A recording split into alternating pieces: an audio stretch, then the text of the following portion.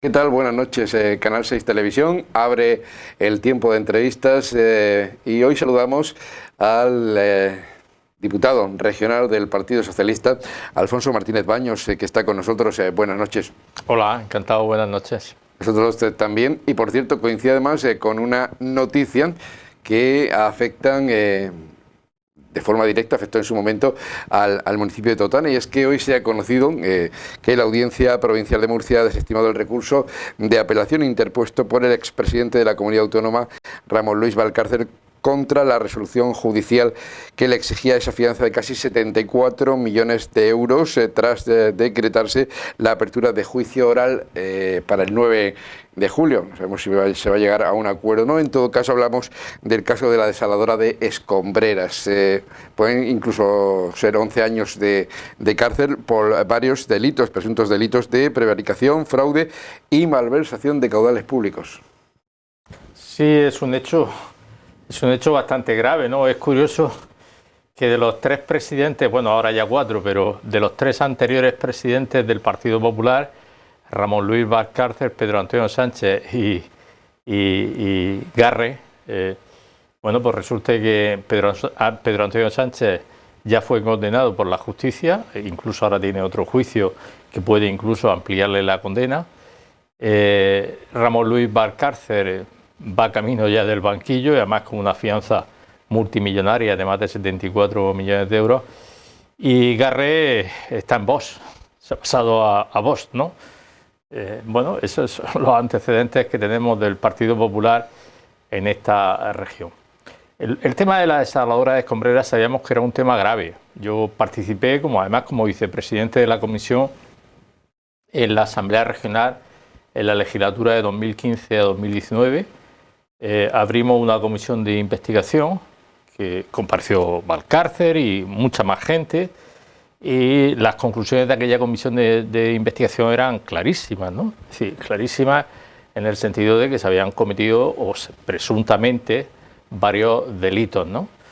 No tiene ninguna explicación que una desaladora que podría estar en aquellos momentos su construcción en torno a los 25-30 millones de euros, siendo un poco exagerado, nos vaya a costar al final del proceso, porque esto se hizo un contrato para 25 años, nos vaya a costar 700 millones de euros. Sí, esto no tiene ni pie ni cabeza. Es decir, una desaladora que si la hubiese construido directamente el gobierno regional estaría entre 25 y 30 millones de euros, se le encarga a las empresas del grupo ACS, y cuando termine el contrato que se hizo con las empresas del grupo ACS, que si no recuerdo mal es en 2034, el coste que le va a suponer a la comunidad autónoma de la región de Murcia será de 700 millones de euros. Evidentemente hay ahí muchas irregularidades en todos los sentidos, ¿no? Y bueno, todos los dirigentes políticos que en aquel momento estaban en aquel proceso, me estoy refiriendo al consejero, al director de SAMUR, es decir, toda la dirección política, incluido el presidente, que era en aquel momento del gobierno regional, están imputados por la justicia y pendientes de juicio. Hay dos juicios paralelos, la SAL 1 y la SAL 2. En la SAL 1 está imputado el consejero, director del SAMUR y, en fin, una serie de personas que estaban ahí en todo el entramado societario que se constituyó para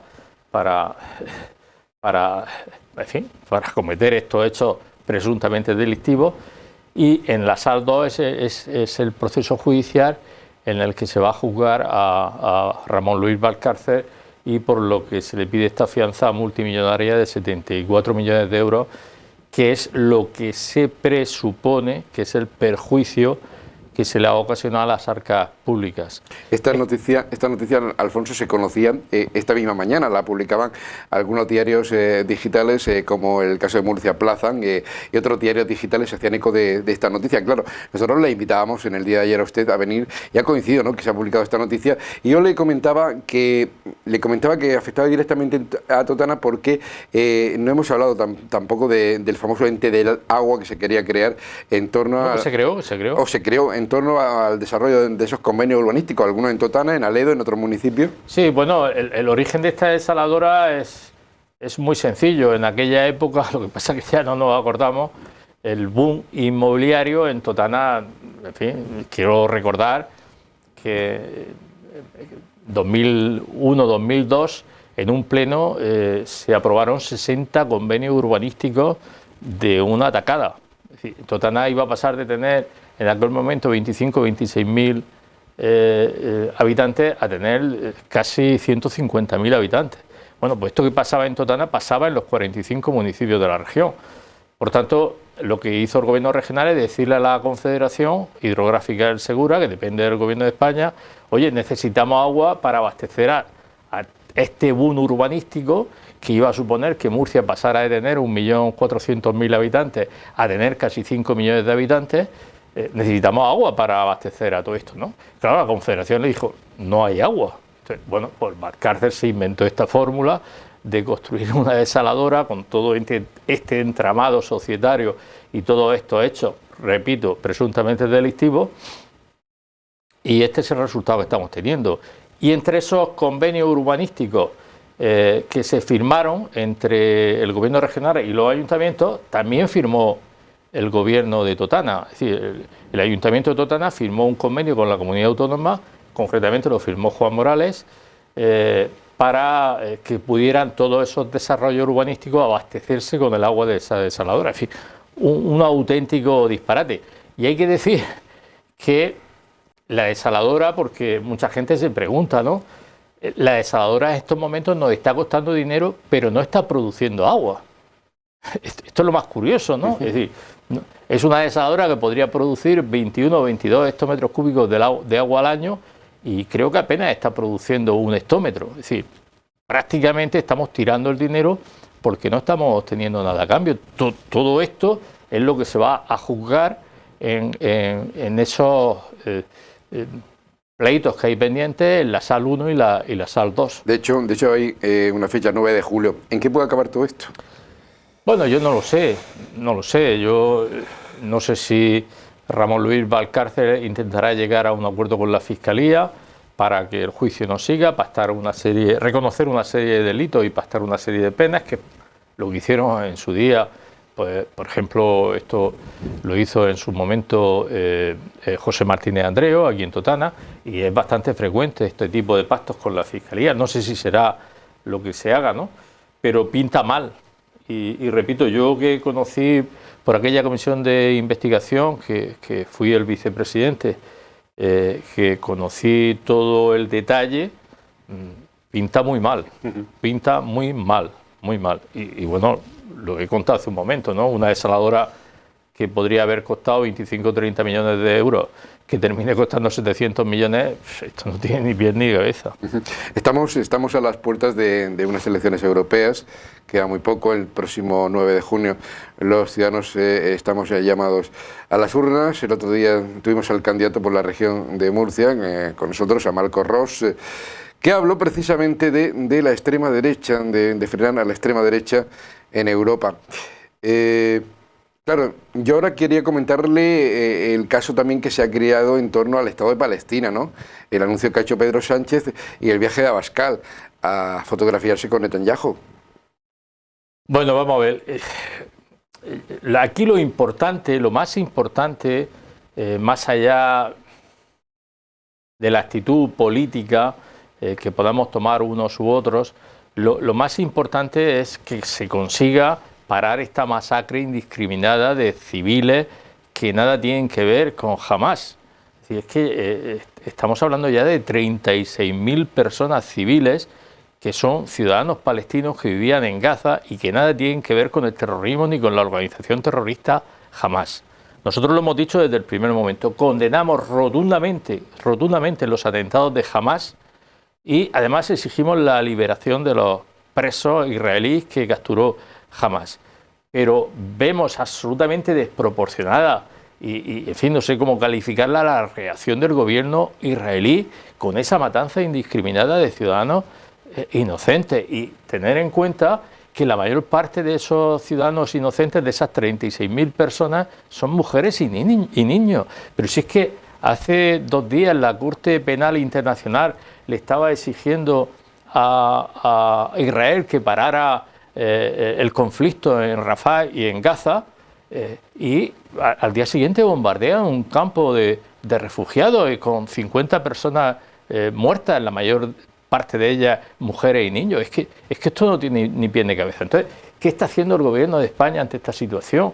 Con la incomprensión, en fin, o la indiferencia, no sé si es incomprensión o indiferencia de la derecha y la ultraderecha, pues poner medidas sobre la mesa para intentar parar este conflicto que no tiene ni pie ni cabeza. Lo cierto verdad es que le es incómodo, ¿no?, al Partido Popular contestar a esto. De hecho, hemos visto en los informativos cómo se han pronunciado varios representantes del gobierno, entre ellos el actual ministro de Transporte, pero cuando se le ha preguntado a Feijóo y a otros líderes del Partido Popular, no han querido hablar de esta foto. Yo lo que quiero decirle al Partido Popular es que las decisiones, por ejemplo, la decisión del reconocimiento del Estado palestino es una decisión que tomó la ONU, y que haya 142 países que han reconocido el Estado palestino, y que lo que ha hecho ahora España es simplemente dar cumplimiento a un acuerdo que tomó el Congreso de los Diputados por unanimidad. Por tanto, no sé de qué se está quejando, no lo entiendo. Es decir, si en los momentos en que la derecha, sobre todo el PP, que es un partido con vocación de gobernar, es un partido que debería de ser de Estado, lo que tendría que hacer en estos casos es estar apoyando al gobierno de España en la política exterior, pero cuando se les pide apoyo ni están ni se les esperan, ¿no? Yo creo que lo razonable sería es que le dijeran al presidente del gobierno de España, en este caso Pedro Sánchez, fuese quien fuese, aquí estamos para lo que haga falta, porque al final lo que estamos defendiendo son los intereses de España, y en este caso los intereses de España ante un conflicto en el mundo que hay que parar, igual que hay que parar la guerra de Ucrania, y la actitud que ha tenido el gobierno de España, tanto en Ucrania como en Gaza, ha sido de intentar buscar mecanismos para la paz, y entendemos que el reconocimiento del Estado palestino, no solo por España, sino también por Noruega e Irlanda, es un paso hacia ese camino, a despertar la inquietud del mundo para que haya presión sobre Israel y consigamos que se pare la guerra y que dejen de morir personas inocentes. Tenemos elecciones europeas. Usted ha hablado de Ucrania. Ucrania es uno de los países que aspiran, en este caso, a formar parte de esa Unión Europea junto a otros países del este, una ampliación de la Unión Europea. ¿Cree usted que nos puede traer algún conflicto a España? Yo creo que no. Yo creo que, vamos a ver, la Unión Europea nace del concepto de que la unión hace la fuerza, ¿no? En estos momentos hay 2 polos en el mundo que controlan lo que llamamos la geopolítica. Estoy refiriendo a Estados Unidos y China fundamentalmente. Entre esos 2 polos es necesario que haya una potencia con unos principios y unos valores democráticos fuertes como es Europa. Y en ese contexto, cuando nace primero el mercado común europeo y ahora la Unión Europea, ese es el fin, ¿no? Crear una unión de estados fuertes que consolide la paz y la democracia en el mundo. Y claro, para que eso sea efectivo, pues somos 27 países ahora mismo en la Unión Europea, pero no está de más que se vayan adhiriendo a ese grupo otros países también de Europa, como puede ser Ucrania. Claro que sí, bienvenida sería Ucrania, o será Ucrania cuando llegue el momento, igual que otros países que están aspirando a entrar dentro de la Unión Europea. Y todo eso es bueno para el mundo y es bueno para España. Porque Europa somos todos los que estamos dentro de la Unión, y son unas elecciones importantes. Yo no sé si mucha gente entiende o conoce realmente la importancia de estas elecciones europeas. No, yo tengo la sensación de que no le estamos dando la importancia que tienen. Muchas de las cosas que forman parte de nuestra vida cotidiana vienen a través de directivas europeas que luego se transponen en los estados y se transponen en España a través de leyes, o se materializan a través de fondos que manda la Unión Europea. Es decir, nosotros hoy no seríamos nada sin Europa. Es decir, España tendría muy difícil relacionarse en el mundo si no formase parte de la Unión Europea, en todos los sentidos. Me estoy refiriendo en el ámbito diplomático, pero también en el ámbito económico. Nosotros ahora mismo, si no estuviésemos en el euro, no podríamos subsistir en el mercado global del comercio sin una moneda tan fuerte como el euro. Ahora mismo en el mundo hay dos monedas que son fuertes, que controlan toda la economía del mundo, que es el dólar y el euro, ¿no? ¿Qué sería de nosotros sin estar en el euro, ¿no? Entonces, la gente no es consciente de lo que nos estamos jugando en estas elecciones europeas. Y digo esto porque hay un riesgo evidente y real, muy real. Hay una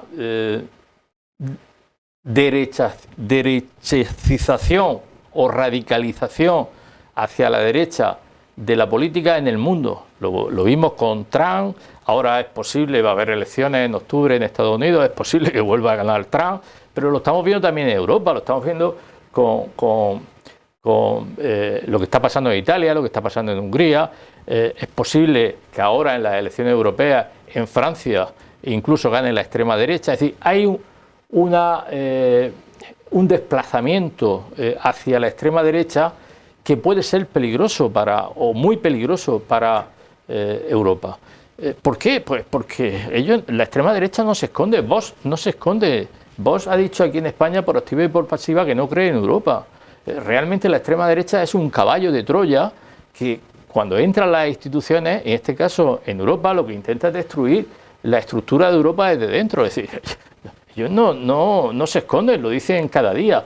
Por tanto, hay que pararle los pies a la ultraderecha si creemos en el proyecto de Europa y creemos que Europa es necesaria para que sigamos progresando. De hecho, ¿quién es la voz cantante en Europa? Porque esto es algo que tampoco tienen claro. Ahora mismo, la derecha, ¿no?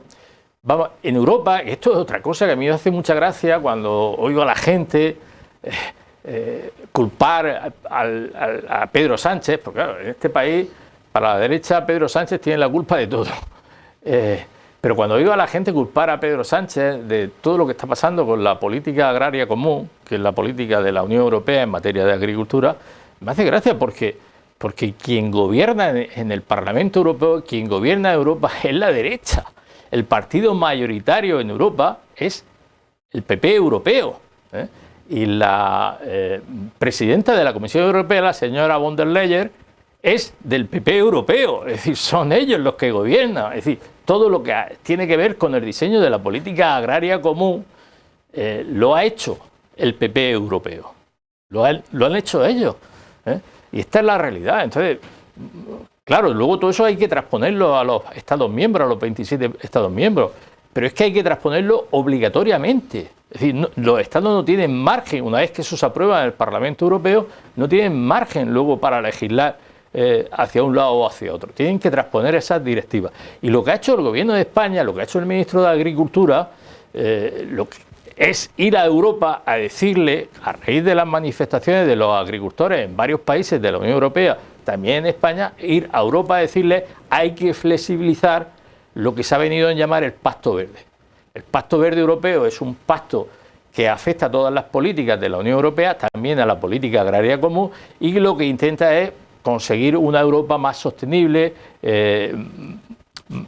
más verde, por decirlo de una manera, ¿no? También en las políticas de agricultura y ganadería. Y lo que ha hecho el ministro español y el gobierno español en la Unión Europea, oye, está bien que vayamos hacia ese camino, pero en vez de querer ir en 3 o 4 años, vamos a alargar el plazo, vamos a hacerlo más flexible para que los agricultores y los ganaderos de toda la Unión Europea, pero defendiendo a los agricultores y ganaderos de España, tengan mayor tiempo para adaptarse a todas esas normas. Si los agricultores son los primeros interesados en conservar el medio ambiente y tener una producción más sostenible, pero claro, eso conlleva cambios y los cambios no se pueden hacer de la noche a la mañana, hay que hacerlos con flexibilidad.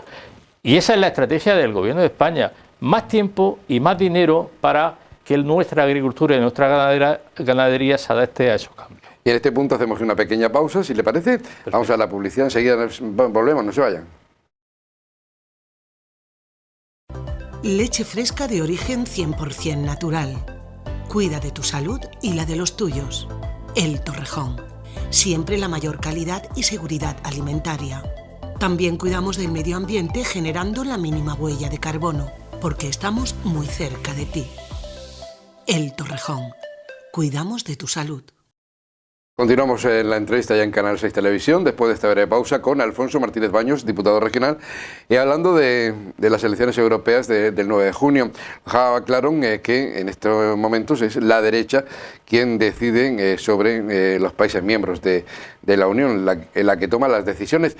¿Y usted cree en las estadísticas? Porque las estadísticas hablan de que hay una continuidad, o esto es relativo. Bueno, las estadísticas, supongo que te refieres a las encuestas. A las encuestas. Las encuestas lo que están diciendo, los distintos barómetros que se han hecho al respecto, es que posiblemente va a haber un bajón de dos... en Europa hay 7 grandes grupos políticos. Está a la derecha, el PP europeo, los socialistas, están los liberales, ahí es donde está Ciudadanos, está el PNV. Luego hay 2 grupos de extrema derecha y están los verdes. En los verdes está Esquerra Republicana y el BNG. Y luego está la izquierda tradicional, que ahí está Podemos e Izquierda Unida. Esos son básicamente los bloques que componen el Parlamento Europeo. Lo que están diciendo las estadísticas, las encuestas, es que va a haber una bajada ligera de la derecha en Europa, no me refiero en España, de la derecha en Europa, una subida preocupante de la extrema derecha, de los 2 grupos de extrema derecha que hay, y una estabilización de los socialistas y quizás también una bajada de los liberales, precisamente por la desaparición de Ciudadanos en España y también porque se prevé que en Francia haya un incremento de la extrema derecha y de los liberales de Macron haya una bajada sustancial, ¿no? Este es el esquema que se prevé. Vamos a ver qué pasa. Yo creo que estamos a tiempo, sobre todo en lo que nos toca a nosotros, que en España tenemos que elegir, si no me equivoco, a 61 eurodiputados. Vamos a ver qué pasa y vamos a ver si somos capaces, por lo menos en España, lo mismo que hicimos el 23 de julio, que fue pararle los pies a la extrema derecha, somos capaces de pararle también en España los pies a la extrema derecha en Europa, porque eso es fundamental, es fundamental. En fin, antes me hablaba de lo que ha hecho Abascal visitando a Netanyahu. Pero es que esto es que no tiene ni pie ni cabeza. Tenemos representación murciana en la lista de Teresa Rivera a esas elecciones europeas del 9 de junio. A uno de ellos, a Marco Rolo, le conocimos el otro día. Pero me gustaría preguntarle también por el pronunciamiento que ha hecho el actual alcalde de Totana sobre Teresa Rivera. En la tradicional pegada de carteles hizo una reflexión sobre ella, que ha sido una persona que ha perjudicado mucho al Levante, a la región de Murcia. Esto es lo de siempre, ¿no? Lo que te decía antes. La culpa de todos los problemas que tiene la región de Murcia es del gobierno de España. Esta es la estrategia de confrontación que tiene López Miras y todo lo que está alrededor de López Miras, todo lo del PP de la región de Murcia, electoralmente, ¿no? Es una estrategia que posiblemente luego a la hora de votar les dé resultados, pero para la región de Murcia es catastrófica, catastrófica. Los gobiernos tienen que hablar, tienen que entenderse, tienen que colaborar, y más en las regiones pequeñas como la nuestra. Nosotros sin el gobierno de España no somos nadie, y tú no puedes estar todos los días mordiendo la mano del gobierno de España, todos los días, sistemáticamente, cada vez que cogen la palabra, bien sea López Miras, sus consejeros, sus alcaldesas, sus alcaldes. Esto es una sinrazón. Claro, nos perjudica en general a la región de Murcia porque no hay diálogo, no hay colaboración, no se quiere la colaboración. Yo te podría decir otro gobierno de otras comunidades autónomas del Partido Popular que tienen una magnífica relación con el gobierno de España y eso tiene consecuencias positivas para sus territorios. Valencia, Andalucía, por ejemplo. Pero aquí no. Y lo que dice el alcalde, que yo no lo he escuchado, es que no tiene razón. Pero no tiene razón no porque yo venga aquí esta tarde a decirlo, supongo que se está refiriendo al tema del agua, porque Totana es un municipio netamente agrícola. Bueno, pues yo tengo que decirle al alcalde y a todas las personas que nos estén viendo que en los últimos 5 años que ha gobernado el PSOE en España, 5 años, los últimos 5 años, del Tajo se han traspasado 160 hectómetros cúbicos más de agua que en los 5 años anteriores cuando estaba Mariano Rajoy. Y que de la desalación hemos tenido en esta comunidad autónoma otros 169 hectómetros cúbicos más de agua desalada que en la anterior etapa de Mariano Rajoy. Y además a un precio mucho más competitivo. Es decir, hemos tenido más agua a mejor precio. Esta es la realidad objetiva, no lo digo yo, es que lo dicen los datos. Entonces, todo lo demás, bueno, pues, es hablar por hablar, e intentar confundir y mentir, porque esa es la realidad. Y luego, pues, todas las políticas que se están haciendo para mejorar la aportación del agua desalada. Es que se van a invertir en la región más de 3.000 millones de euros para ampliar desaladoras y poner plantas fotovoltaicas para abaratar el precio de la energía. Es que esto la gente tiene que saberlo, tenemos que saber. Cuando yo te hablaba de las políticas de la Unión Europea, la política fundamental de la Unión Europea ahora mismo es la adaptación al cambio climático. Tenemos un cambio climático, lo estamos sufriendo. No es que vaya a venir, como decíamos hace unos años, es que lo tenemos aquí. Por tanto, hay que poner medidas sobre la mesa para adaptarnos al cambio climático. Y todos los científicos están diciendo que vamos a tener menos agua. Por tanto, habrá que buscar alternativas. Yo se lo he dicho muchas veces al PP en la Asamblea Regional. ¿Qué va a pasar cuando no tengamos agua para trasvasar del Tajo? ¿Qué hacemos con los agricultores? Habrá que empezar ya a poner medidas alternativas para cuando eso llegue, tener otra fuente de aportación. Y esta es la guerra que tenemos cada día en el Parlamento Regional con todas estas declaraciones que no tiene ni pie ni cabeza. Cambio climático, ciudades más sostenibles, controlar las emisiones de gases a la atmósfera, otro objetivo. En fin, la política agraria comunitaria, mejorar el beneficio de los agricultores son algunos de los retos, las políticas sociales, el empleo, la estabilidad, las ayudas que llegan de Europa. Por cierto, hoy se han conocido los fondos Generation, ¿no? Sí, bueno, fíjate que has dicho una cosa que no quiero que se me pase, porque es que también esto me lo han preguntado muchas veces y es conveniente que la gente lo sepa. Vamos, el presupuesto de la Unión Europea no hace los presupuestos como lo hacen los estados para un año, sino que lo hace en este caso para 6 años, 2021-2027. El presupuesto de la Unión Europea para este periodo tiene dos partes, un presupuesto ordinario y un presupuesto extraordinario. El presupuesto ordinario es de 1,07 billones de euros. Billones, no millones, billones con B. 1,0,7. Ese es el ordinario. Y el extraordinario, que son los fondos Next Generation, son 750.000 millones, 0,75 billones.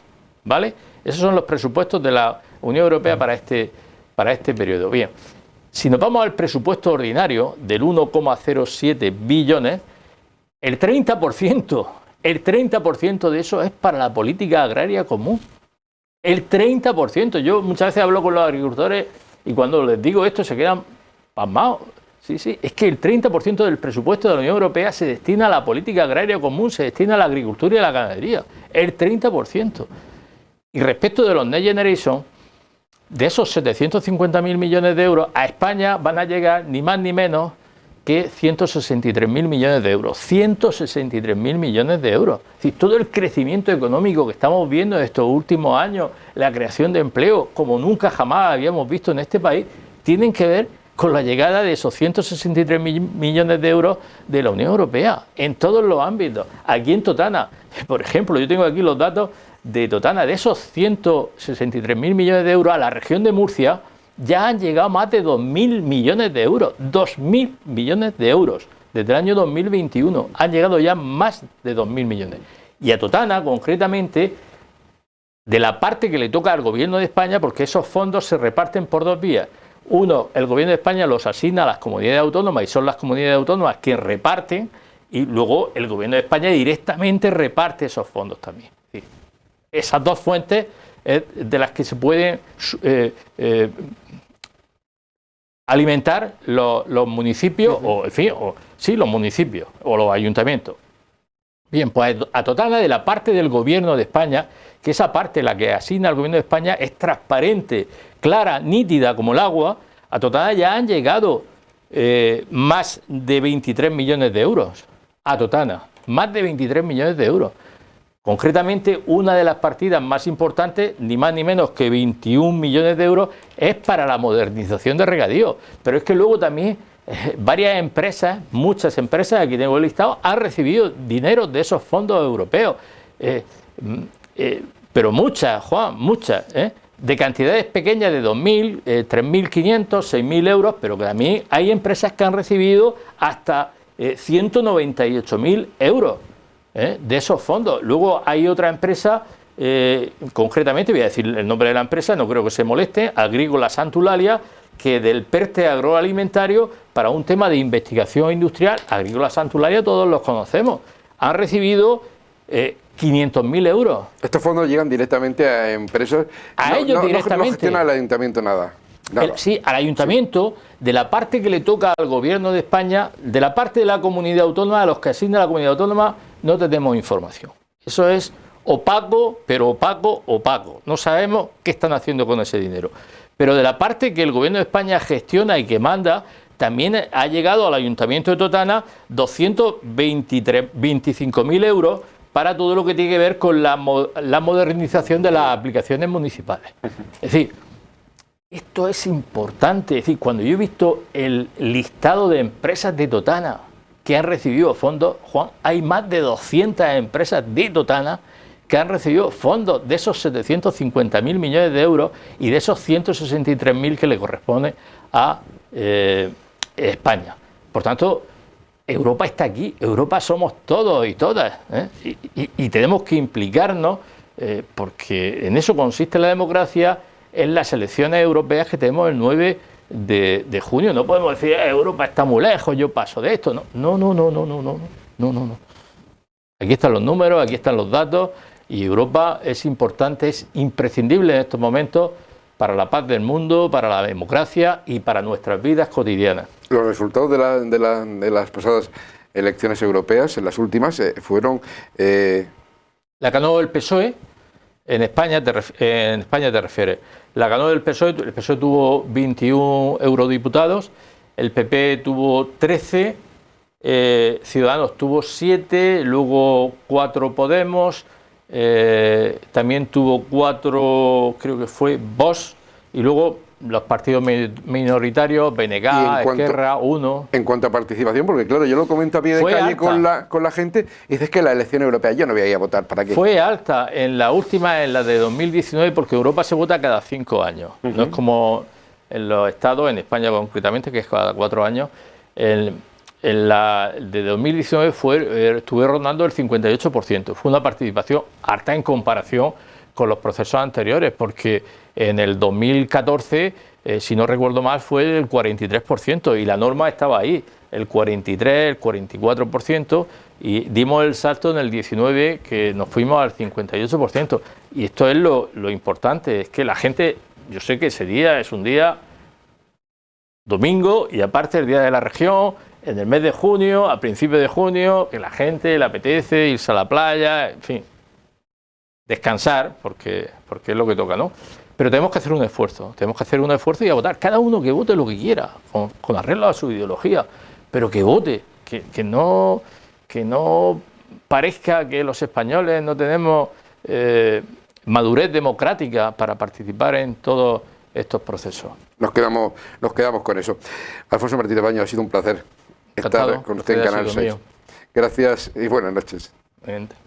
Gracias. A ustedes también, muchísimas gracias por vernos. Y ya lo saben, el 9 de junio, voten lo que voten, lo importante es votar, acercarse a las urnas. Gracias y buenas noches.